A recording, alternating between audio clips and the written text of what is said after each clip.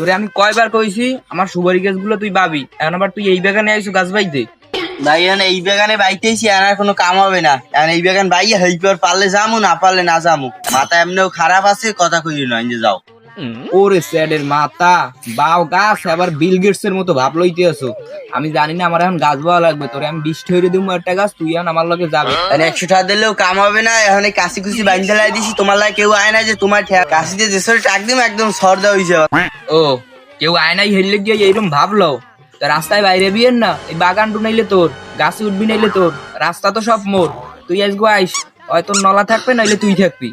কাম থাকলে কামে যাও, এখন কথা কই না। এখন আমি এখন গাছ বামু, এখন কথা কবা না, যে যাও।